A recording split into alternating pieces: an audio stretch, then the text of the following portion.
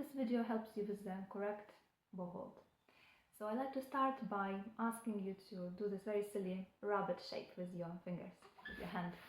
So all the fingers must be nice and round, and if you see that the thumb is not against the tips but against this top joint, against the middle and the ring finger, and you can do like tapping, like sniffing, as if the rabbit is sniffing, wiggling of the ears to ensure the freedom.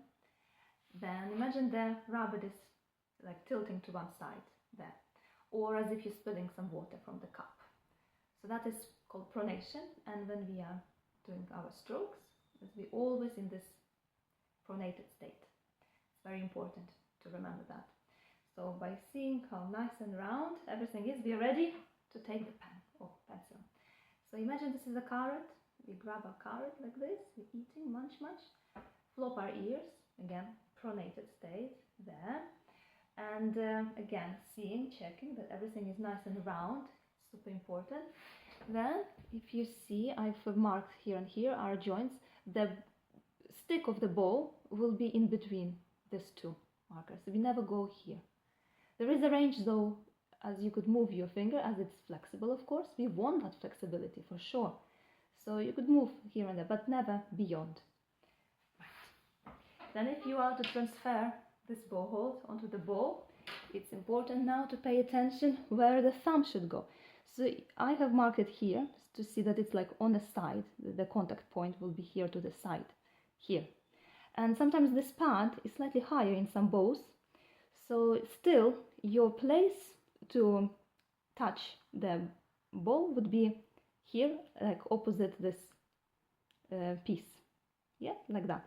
And then you place the index finger here, and then you make sure that your ring finger covers the eye of the bow. It's called, I have got a shield, but usually it's a round circle, so we're covering that, placing our middle fingers here as well next to it.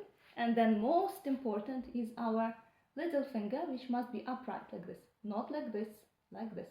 If you notice, the wood of the bow has got this octagonal shape, and we want to place our pinky on the top side, like that.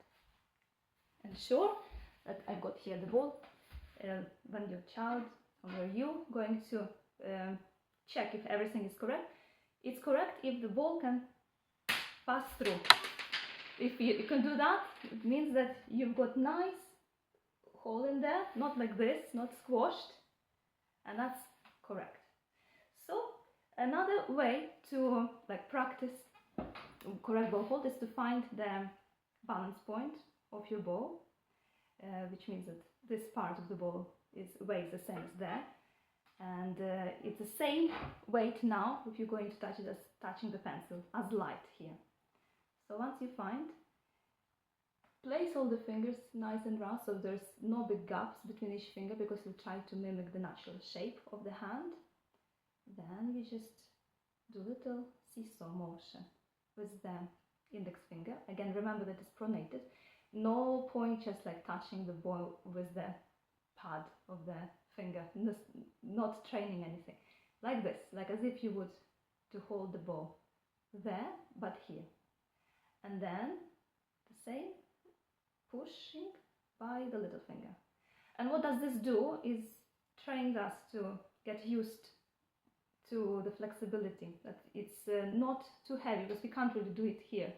Here the bow is weightless, and here we can get used to the idea that actually we don't have to do much effort in order to move our bow, and ensure that the wrist is flexible. Also we could do this type of motion, straightening our fingers and getting them back again nice and curvy. And this should really help you with your perfect bow hold.